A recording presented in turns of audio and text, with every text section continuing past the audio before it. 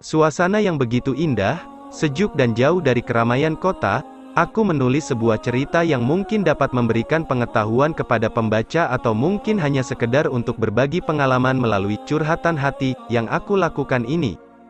Sebelum aku menceritakan mengenai kisah perjalananku dalam menemukan Islam, perkenankanlah aku memperkenalkan diri kepada pembaca.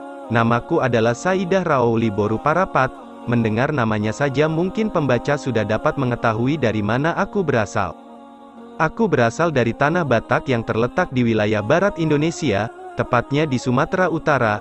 Boru Parapat artinya adalah marga Parapat, marga yang harus aku sandang sama seperti yang lainnya yang harus menyandang marga bagi setiap orang yang mengaku penduduk Batak.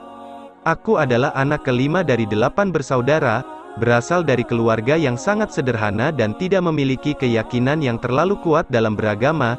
Ibu hanya seorang ibu rumah tangga yang setiap hari mengurusi rumah, sedangkan ayah seorang yang kesehariannya mengurusi kebun kami yang tidak terlalu luas. Keluarga kami memang bukanlah dari keluarga yang taat, tapi tentunya aku berpindah agama bukan tanpa analisis dan mempelajari lebih dalam tentang Islam serta membandingkannya dengan Kristen, melainkan justru aku mempelajari dan membandingkannya. Mengenai hal ini akan aku ceritakan lebih lanjut pada bab selanjutnya.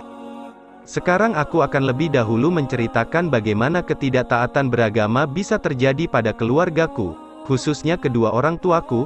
Ketidaktaatan keluarga kami dalam beragama bukan semata-mata karena faktor ekonomi, melainkan faktor sosial, tepatnya dengan pihak gereja. Gereja yang didirikan di kampung halaman kami yang seyogyanya menjadi tempat beribadah masyarakat Kristen di sana dan menjadi wadah pemersatu jemaat. Namun kenyataannya gereja tersebut dikuasai oleh satu orang saja. Ini dikarenakan melalui ialah berdiri gereja tersebut dan di atas tanah miliknya pula, sehingga ia merasa dominan dan menguasai gereja tempat kami beribadah.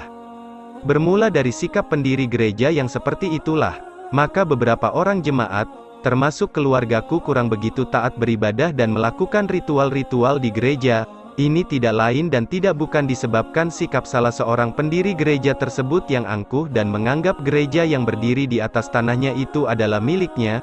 Tentu perasaan memiliki tersebut sangat membuatnya angkuh dan sombong. Bahkan ia tak ragu menegur orang yang tidak ia sukai ketika masuk ke dalam gereja, termasuk ayahku. Ayah memang cukup kritis mengkritik kelakuan pendiri gereja yang menganggap gereja tersebut sebagai miliknya.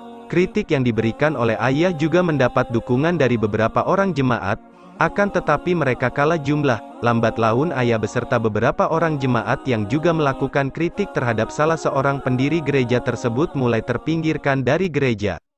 Apalagi antara ayah dengan pendiri gereja sempat berkelahi, sehingga semakin memperkeruh hubungannya dengan gereja. Sejak peristiwa perkelahian itulah kami sekeluarga jadi tidak begitu dekat dengan gereja, padahal gereja tersebut adalah tempat ibadah satu-satunya bagi umat Kristen di kampung kami.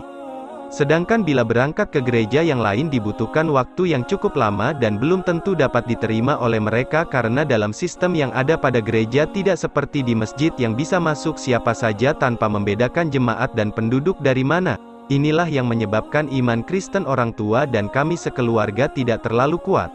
Ibadah-ibadah yang dilakukan oleh kami sekeluarga akhirnya hanya yang bersifat umum saja, seperti Natal dan Paskah, bukan karena ketaatan terhadap agama, tetapi justru karena lingkungan sekitar beragama Kristen.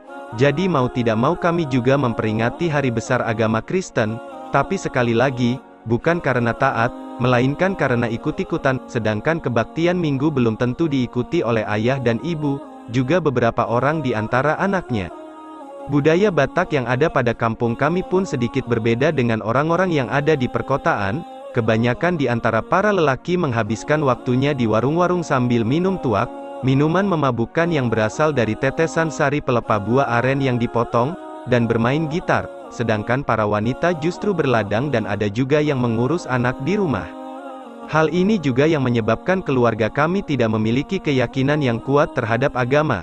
Bahkan sekarang kami memiliki agama yang berbeda antara satu dengan yang lain.